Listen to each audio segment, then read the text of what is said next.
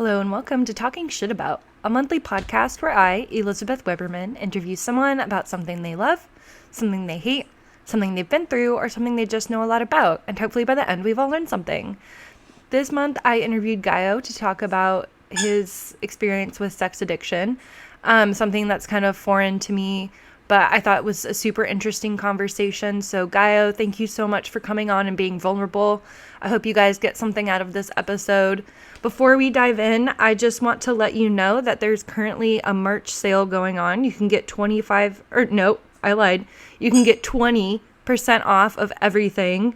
That's right now, June 1st through June 9th.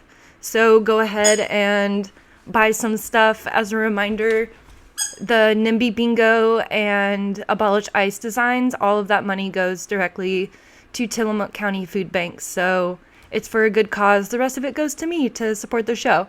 And you can find that in the show links. There's a link to my link tree, which has a link to my store, as well as all my social media and all the places you can listen to the podcast. So thank you for listening to this intro, and let's talk some shit. I was like, what the fuck does that mean? I have friends that are firefighters and I know that they use soap. And she was screaming at me over soup. Fuck this, I am not ever talking to a Scientologist again. These people are all insane. I'm putting my bricks in the dumpsters, motherfuckers. Do you see me, bitches? I'm throwing my bricks. And he's just like chucking bricks. I am here today with Gallo, and we're going to be having kind of a personal conversation, and I'm going to let him kind of define what that looks like, and as well as introduce himself. So Gallo, welcome to the pod. How are you doing? Hi, thanks, Elizabeth. Thanks for having me on. I'm Gallo. I'm a widowed recovering intercourse addict, sharing my journey from my troubled upbringing through a personal transformation, emphasizing on the importance of communication, emotional intelligence, and resilience, just trying to overcome life's challenges, as we all do. Communication is a big one. I feel like that comes up in a lot of our episodes. Is there anywhere specific you would like to start? Oh man, I guess my upbringing, just to kind of have an understanding of how I became a jerk with women, and then my transformation from that.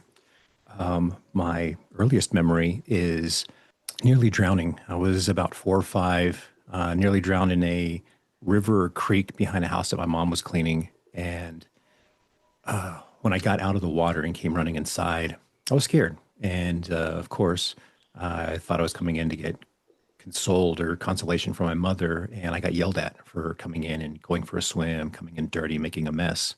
And so it kind of shut me down. And I later realized that kind of developed my avoidant attachment style and gave me kind of a foundation of realizing or forcing myself to rely on myself to solve my own problems, that no one's going to care more about my problems than me. So the only person that's going to take care of those things is myself.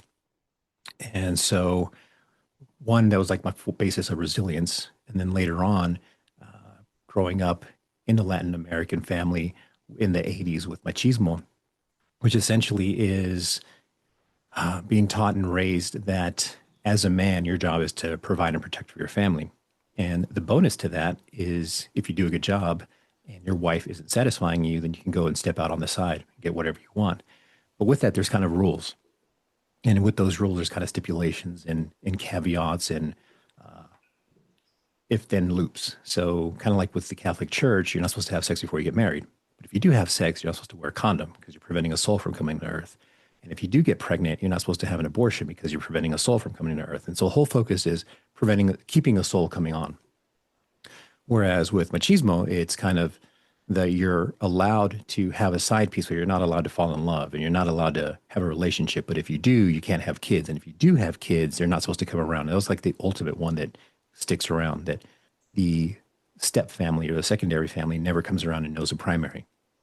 And even up into the early 2000s, when I'd go visit family in Mexico, I would see or hear about some random male friend of a family that would pass away. We'd go to the funeral and there'd be this random woman, 2 or 3, with a couple of kids that no one knew about but suspected. And so growing up with that knowledge kind of taught me, okay, I can do whatever I want as long as I take care of my wife and provide for her. Growing up poor as well was kind of a good and a bad thing. It made me appreciate the things that I do have now. But at the same time, growing up poor left me to my own devices. I was that kid in school that everyone didn't like or hated, not because I was smart, but because I was good at remembering things, which is kind of funny because now I have a bad memory because of several concussions from motorcycle accidents and car accidents. But growing up, whenever a teacher would say something along the lines of, hey, you might want to remember this, it's going to be on the test. Well, then it's going to be on the test. So I pay attention, I remember. And I was just annoyed that she had to repeat herself 5 or 6 different times, 2 or 3 different ways to get the other dummies in class to understand. So the whole time I was interrupting. I was either trying to draw attention to myself, I was throwing paper airplanes, I was making kids laugh around me. So I'd get in trouble. When I get in trouble, my mom would beat me. And so I learned I don't like getting beat. So what's the other thing I can do to entertain myself? So what I would do is, hey, Maria, I heard your boyfriend, John, thinks that Carrie is cute. I'd go tell John, hey, John, I heard Kenneth tell his friend that he heard Carrie think you're cute, and just instigate little things like that. That was like the most basic one. I'd get more intricate as I got older and in high school, and having confusing loved rectangles, loved triangles, and getting people in trouble, or just seeing the fireworks fly just for my own amusement and manipulating people because that's my only source of entertainment. Growing up poor, I didn't have any toy, or I had very few toys growing up. So that is kind of the basis of how I became a jerk.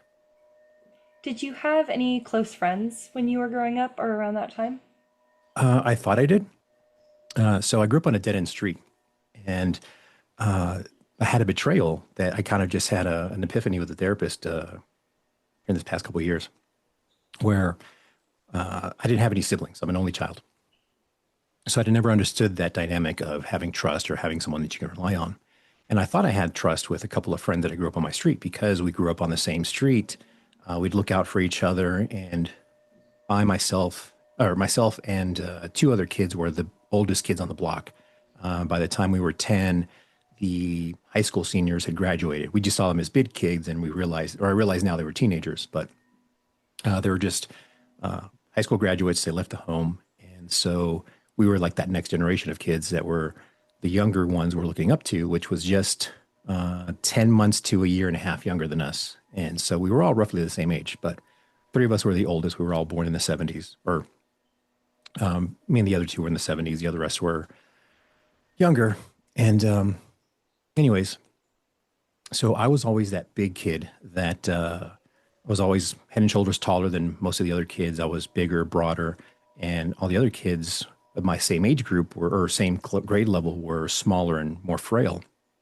So I'd often get mistaken for being a grade or 2 level higher. And when I was in 2nd or 3rd grade, my friend Kyle, he was on the same street as me. And one day we're all playing outside in recess, and a group of other kids, they weren't really bullies. They were just kind of boys being boys. They were just roughhousing. And one day, we would always pick on one kid or another. Like it would kind of rotate around. Everybody get picked on. And eventually it kind of came to my turn, which, eventually it happened. But this one time, these boys were shoving me, pushing me around. And I was usually able to stand my ground because of my size. But eventually the 2nd or 3rd time it came into my time, I got shoved and knocked over and I fell. I was like, how the hell did I fall? They're not that strong enough. And when I was on the ground, I realized Kyle had kind of gotten on all 4s. So that way I would trip over him. And so when I got tripped over, I realized I can't trust this guy. Here I thought we grew up on the street. He's my friend. He's my buddy, thick and thin, thick as thieves. And he betrayed me. And so that betrayal kind of re-cemented or re-reminded me of, hey, I can only trust myself. I can only rely on myself. And so then I lost a bit of humanity in being caring or finding others worthy of finding others worthy of my trust. Were you surrounded by many girls like when you were younger, or was it? Just typical co-ed elementary school. And it wasn't that I was surrounded by girls, but I knew I wanted to do something with girls. I was attracted to girls. By 2nd grade, I wanted to have a girlfriend. Didn't know what I wanted to do with them other than kiss them. I know I wanted to do more, but I didn't know what that was. And so my mother, she kind of realized that I was into girls. And I forgot how the whole conversation started about the birds and the bees, but it was just over my head because she's using scientific terms, vagina, vulva, uterus, ovaries, testes, and all the other stuff. And I'm just confused and just kind of nodding along. Okay, whatever. And so eventually she realizes it's just all over my head.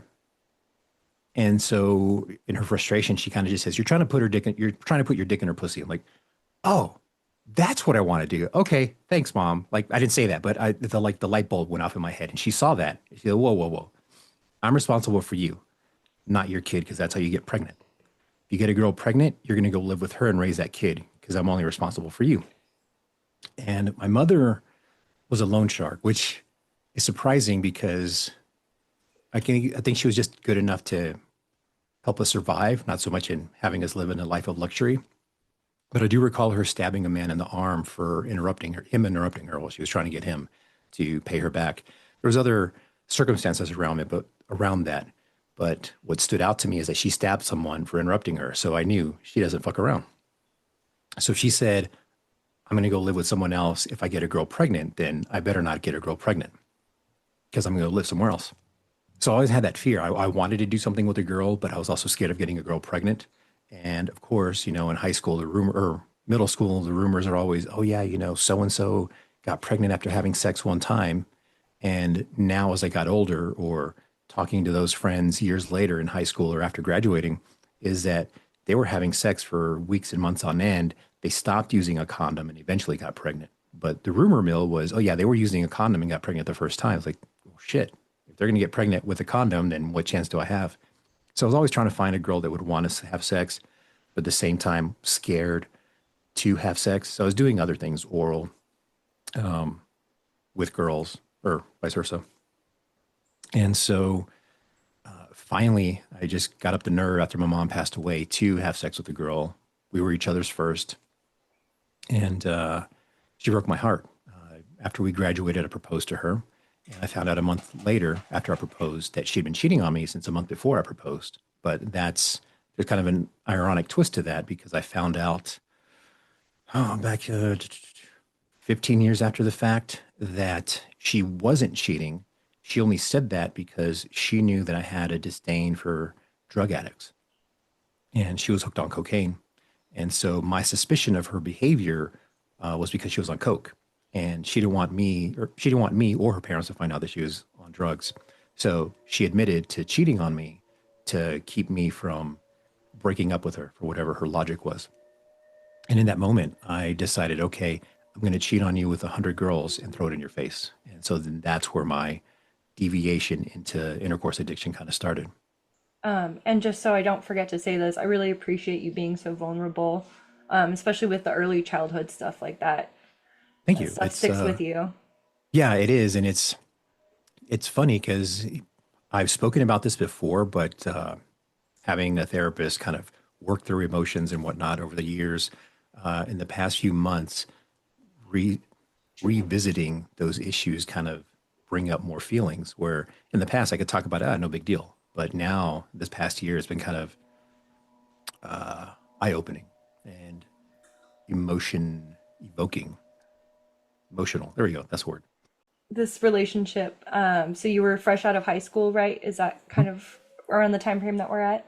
Yes. So fresh out of high school, when I decided to start cheating on my fiance. And that was also the time I got on AOL, or I was on AOL back then. So this is mid 90s. So for listeners and for anyone that's not aware, we didn't have easy access to the internet like we do now. So to get on the internet, you had to have a computer. That's $2,000. In today's dollars, that's roughly about $7,000 just for a computer. And then you had to pay $10 a month. Plus you had to have a secondary phone line. So we're talking an extra today, about 50, 60 bucks just to be able to get online. And you had to be at a computer. There wasn't any cell phone, or there were cell phones, but you could only call. Later on, you could start texting on phones. But anyways, so the best way to equate it is back then, imagine the people you know now that have a Tesla, not an electric vehicle, but specifically a Tesla. They have to have certain amount of wealth. They only have a certain type of socioeconomic standard or socioeconomic status, right? So only those people had access to the internet, or university students or the military. But for the most part, anyone else that wanted to get online, imagine just your average Tesla owner. So most people that were on the internet were kind of trusting of others and were excited to meet other people that had the internet. And so whenever you'd say, oh, hey, I'm in this part of town, let's meet up for coffee, let's get to know each other, blah, blah, blah. And then it would be exciting to be able to tell people, hey, I have this internet friend. The funny thing is that the inverse of that is dating sites kind of started back then, but there was a stigma of using dating sites because what kind of a schmuck are you that you can't talk to a person in person, that you got to find someone online? And so most people in the mid to late 90s, if they met online and had a relationship, they would make up a story of how they met and never mention that they met on the internet because there was that stigma. And I know a few people that did get married and still to this day lie about how they met because that stigma is just so prevalent in Gen X and some elder millennials that they will not talk about a relationship that they started online. Now, if they meet someone on a dating app on Tinder, yeah, they'll talk about it. But if they met back in the early 90s, no, because, clearly you had no game, or, you were a failure as a human. That was kind of like the way it was seen. So anyways, it was just so easy to meet people online. Once I realized how easy it was to get girls to meet me in person, then it became a game of how quickly can I get a girl to sleep with me? And eventually it was not even a challenge. So then I've came up with how can I make it a game of what can I get them to do before they end their chance of sleeping with me? And that became boring as well. So then I started making a point system of if I can get a girl to sleep with me in less than 24 hours, that's a point. If it took longer than 24 hours, it would be half a point. And so then now I was counting that way. So instead of counting 100 women, I counted 100 points. And then I realized later, like, oh, I was a little off because half points come down the road. So anyways, finally threw it in my fiance's face. We broke up. She wanted to stay together. I left for the Army. And kind of we just lost touch over that time. So. And what would you say your view of women was at that time? Did you have any women friendships or anything? No, not at all. The women friendships I had were more for access to their friends. It was always, if I had a female friend, it wasn't because I valued her friendship. I would let her believe that, but I would use the friendship specifically to hook up with her friends. And my view of women wasn't, it was bad, but not terrible. I just treat them as disposable. If a woman stopped wanting to see me, no big deal, because I had a rotation of women that I would see. I think I had 3 to 5 every week, plus new women that I met. So it wasn't. I had an abundance of women, so it wasn't really it wasn't healthy at all in any way, shape, or form. But it was healthy for my ego in the sense of coming out of my shell, coming out of poverty, and not defining myself as being a poor kid or being a poor Mexican kid, but being a Don Juan, being successful with the ladies and being able to pass off my exes or girls that I used to hook up with to my friends. Oh yeah, no, you'll probably like my friend Sean because he works out a lot and he can he'll like you. Or hey, my friend Andres, he's really into Blasians or whatever. So I'd always kind of shove them away from me because I got tired of them or bored of them because either the sex wasn't interesting or they weren't interesting. So I just move on. And it took me until about 2010 that I realized that I had a problem. In a odd female relationship or female friendship that I had, was having sex with her early on, and then later on decided, you know what, I kind of want to keep her as a friend. Like, she has the same twisted sense of humor as me. She and I like messing with people, and we would laugh at very dark jokes. So I figured, this is rare. I can't find this very easily, but I don't want a relationship with her because I know I can't trust her to be monogamous to me. So let's just be friends. And so we remained friends through about a year. And she invited me to Celebrate Recovery, which is a Christian umbrella for all the anonymouses type, alcoholics, sexaholics, narcotics, all of those. and also for food addiction, people pleasing, codependency, and a couple others. And so the reason she asked me to come along was because she was such a people pleaser that she had a hard time saying no when the staff would ask her to stay behind and help clean up, which she would usually do. She'd always help. But she'd always end up being the last person standing. She'd be there till 10, 11 o'clock at night cleaning up because most of the other staff would be like, oh, yeah, she's taking care of it. And they'd leave early and let her finish. And so she got frustrated because she was always the last person there, but she didn't have enough backbone to stand up for herself. So I would show up right at, or I'd go to the meetings with her. And right when everything was over, hey, we got to go. We're going to go catch the 9:15 whatever movie was coming out back then. I can't think of anything at the time, but probably Harry Potter, something. It was like 2010. So whatever was coming out at that time. Probably And an Avengers movie or something. maybe, yeah, Avengers early on, MCU, but whatever it was, it was always just, hey, we got to go. We can't stay because we're going to catch a movie. And so we would on the way kind of laugh. Oh, hey, those dummies, they think we're really going to go see a movie, and we'd go out to eat or we'd go do something else. And this one particular meeting, there was a guy that was talking about his testimony about his drug addiction. And when he got to the point of why he started using drugs, just something clicked in me about his reasons were the same as mine for using sex, because I had a bad day, because I was sad, because I was lonely, because I was bored, because my feelings were hurt, because I didn't get a promotion, because of whatever. Any little reason that he had to use drugs was the same reason that just kind of clicked. Oh, crap, I'm a sex addict. And up until that point, I thought sex addiction was just some made up thing that public relations for celebrities so they don't have to end up paying alimony. Because at the time, I think the two biggest ones that stuck out was David Duchovny and Tiger Woods, Mr. X Files and Golf Pro. And I just thought, that's bullshit. That's not real. And when I realized, oh no, this is a real thing, I kind of had this inner dialogue. Crap, I do have a problem, and it is a real problem. So how do I fix it? Because the whole time I was going to Celebrate Recovery, I was lying to these guys and saying, oh, I'm a porn addict and I masturbated today because I saw porn. And to me at the time, just masturbation seemed gross. Like, why would I bother doing that when I can go find a girl? Like, it's easy for me to find a girl. I don't get why you guys can't. You guys are lame. That was kind of my mentality about it, but I just kind of stayed quiet. And so at the time I had health insurance, started seeing a therapist. Early on, me and therapists didn't work out well because I had a disdain in the way they approach things. Either they were too analytical. So I was an electrician at the time. And the best way to equate it is they were kind of like an electrical engineer and I'm a electrician. So I know how to install things. I can read blueprints and install electrical components in a building or in a house.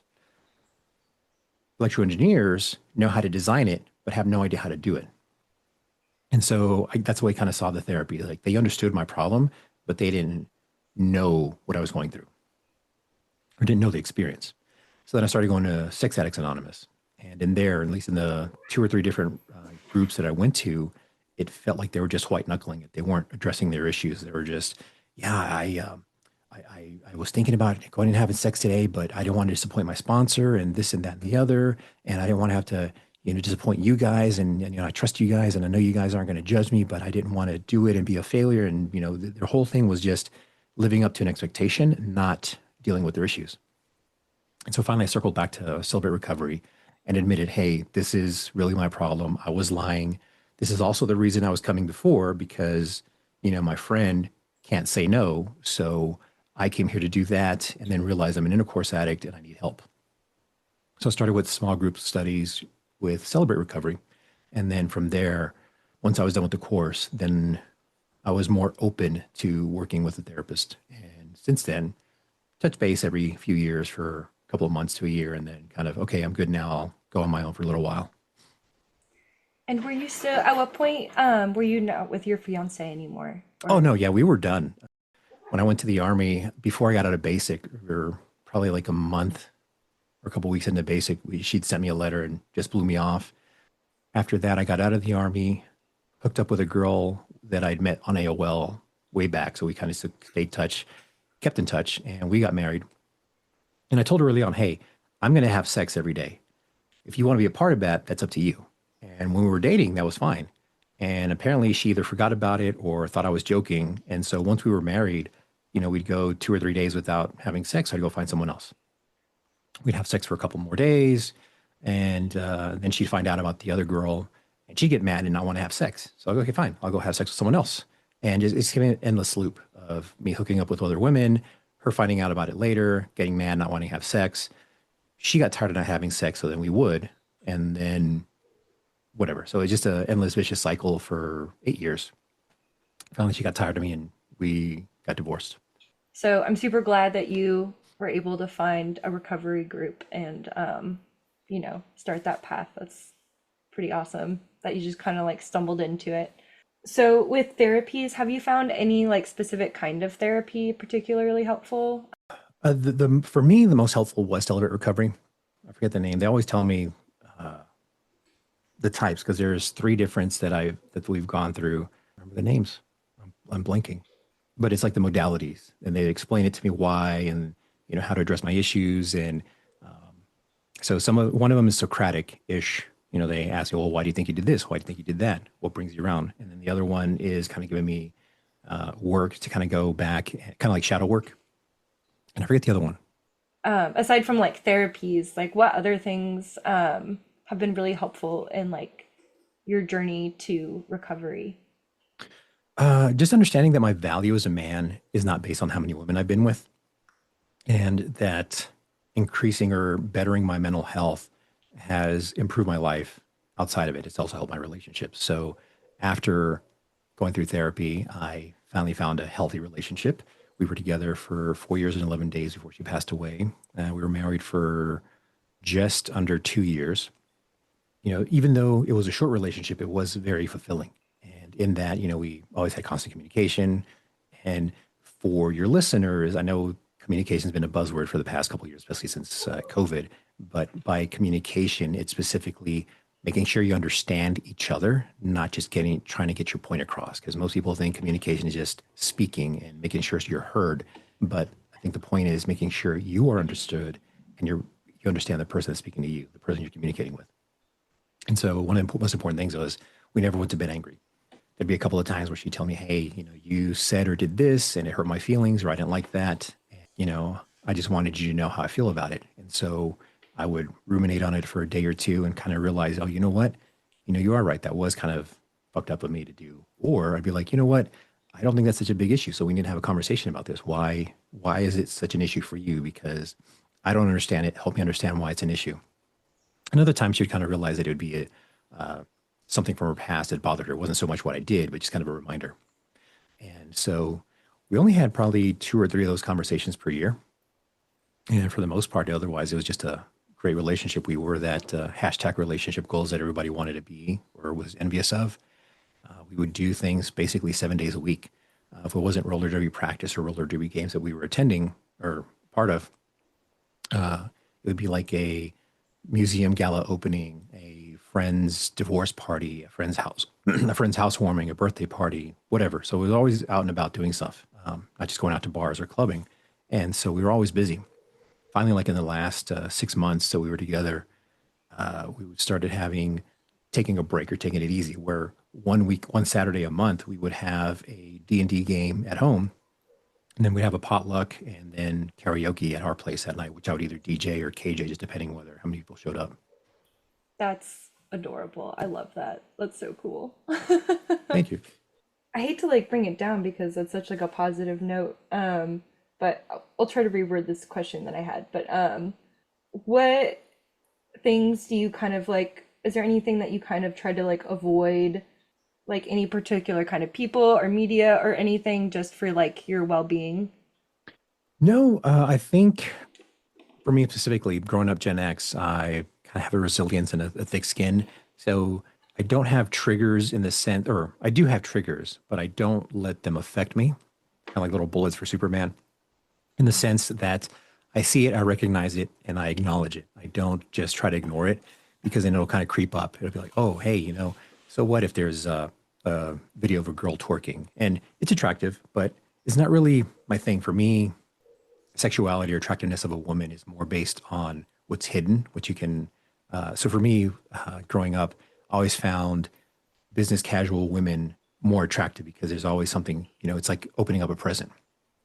And versus, a woman in lingerie or a woman in a strip club, really doesn't do anything for me. Yeah, it's an attractive body or an attractive woman, but, it's there and everybody can see it. So it's not a special something for me. So that's usually what I usually go for. But as far as dealing with life, if it's something I don't want to do then or don't want to have to experience, then I just don't do it. Like strip clubs, I'll go if a friend's like, hey, it's my birthday and we're going to do this and we're going to start there. We're going to end up there after going out to eat or whatever. I'll go ahead and join in. But it's not like I go out of my way. Oh, you know what? It's Friday. I got an extra $500 in my pocket. Let's go to a strip club. That's not really my cup of tea. And going out to clubs is kind of annoying nowadays. So going out to finding or seeing women that are more likely to say yes is just not a goal for me because what I want more is a happy, healthy relationship, not the fun night. And what are the things that you look for in a relationship now? Oh man, it's tough because so with my wife we were poly-ish. We did ethical non-monogamy, and so we'd have threesomes, and we're kind of a throuple. We had a girlfriend for a little while, off and on, or we had different girlfriends, and then they'd either get too attached to her or too attached to me, and so we had to like cut it off. So now what works for me, because of my past and because of my sexual interests, I can't find just one woman. So if I want a list of 10 things that I want to do with a woman, most women would only be open to 2 or 3. And so usually I have a primary girlfriend, and then I'll have former partners that I used to see and see them for sex exclusively. So every now and again, I'll have a secondary or third girlfriend. But in those relationships, what I look for is things that I'm missing overall. So with my primary, we have just a very dark, twisted sense of humor. We can joke around about death. We can joke around about, the misfortune of others. Anything super dark is just amusing to us. And that's partly just because of our nature, but also being Gen X and also being widows. So we have a shorthand in understanding each other of, how precious life is really. And so with other relationships, it'll be something that I'm missing, but it's more platonic in a sense. So what I look for is either someone that's also into crafts. So right now I'm into sewing. See, not this shirt. This is my pattern shirt, but I have another one that I made, and I've been trying to get into pants, but those are a pain in the ass. So usually it's more of who I can learn from and have a relationship that we can kind of grow together or push each other to develop some type of skill or craft that we're doing, or someone else that enjoys riding motorcycles. So being able to go and ride on a motorcycle, if I have someone behind me, my partner, she usually gets scared if I dig too deep into turns. And one of my favorite things is called scraping the pegs, where you lean so far down where the pegs of the motorcycle scrape on the ground. And so she gets terrified of that. So I like having someone I can ride with where we can go through near our area through very twisty turns and go through them fast. So we do scrape our pegs. So it's always trying to find someone that can challenge me or do fun things that I can't do with one particular person. If that makes sense. Yeah, absolutely. I'm glad you figured out, what works for you. And yeah. And the important thing is being honest, especially with your partner. I've noticed that a lot of guys and girls don't have an honest communication about sex, about what they want in the bedroom. They just kind of stumble together and figure it out. And it's frustrating because I'll hear 2 sides of the same story from a couple friend. The guy will talk to me while we're hanging out, having drinks, and he'll say, man, she doesn't do this for me, or I wish she would try to do that, but I've always tried to bring it up and she always says no. And I hear from her is, either he can't make me climax, or he's always too aggressive, or he always do this, or he doesn't spend enough time with foreplay. And I asked them both, hey, have you ever had this conversation with them? Yeah, I have. Like, have you?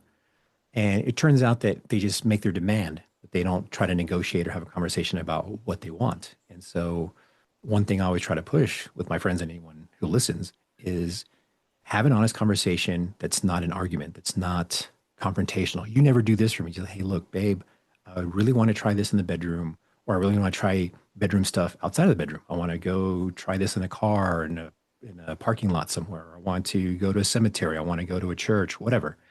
But having a conversation about things you want to try and do and say, hey, I don't want to do those things you want to try, but I'm willing to try these other things and negotiate and have a conversation, especially women. There's a big orgasm gap between women that they don't orgasm as much as males do, and letting them know, hey, I need foreplay, or I need to bring a toy along, or I need this particular type of stimulation is important. But sex is so taboo, at least for Americans, that it's sad how few relationships are successful because of that one component. And it's not the most important thing. It's kind of funny because sex is probably a fraction of a percent, if even 1% of what makes a relationship. But most people put such a focus on it because they're not getting as much as they want or as fulfilling sex as they want. Well put. Do you have any advice for your younger self? I guess at any point, kind of early on in your journey before you encountered Celebrate Recovery? Yeah, I would say my value isn't based on how many women I've been with. And, women aren't disposable. Women are valuable. They do have value. I don't believe we're equals as far as relationships. I do think we are compatible. We're like yin and yang. So we're not equal in the sense of it's equally divided, how yin and yang is, but we're not equal like 50-50. It's not going to be 50-50 for everything. It's going to be 60-40 in yard work or 70-30 in housework. It's going to be whatever with bills. It's going to be, there's going to be asymmetrical various things. And it might even out to 50-50, but for the most part, it's going to skew one way or another. It's going to be maybe 55-45. It might be 60-40 at the end of the day. But as long as there's honest communication, as long as, there's defined roles and expectations, like you make clear, hey, this is what I like, this is what I want, it'll make things better for yourself, not just me, but for anyone else. So, instead of trying to fit the mold, because that was kind of my problem growing up, is that I grew up with machismo, which is, hey, men run the household, period. Or men rule the house, women run the household. But then at the same time, growing up in the 80s, it's all this 50-50, feminism, shared workload, 50-50, all this other stuff. And so it was trying to make both of those two things fit and trying to fit into a mold versus having a conversation with what works for you with your partner is going to work better. We kind of went through your story pretty quickly. Was there anything else that you wanted to touch on or anything else that came onto mind while you were talking? I think this is like the most succinct way of putting my life story, I guess. Normally, I kind of go more into weeds about different things, but this works out pretty well. Gallo, thank you so much for coming on and again being so vulnerable. I think it's beautiful how your perspective and life has changed. Keep up the good work. Thank you. Yeah, I wish you the best and thank you so much for coming on. Thanks for having me on. Thanks again, Gallo, for coming on the show, and I hope y'all got something out of that interview. We'll be back again in July with another interview. We're reminder not doing the microsodes because I started grad school and a new full-time job, so I don't have time for that.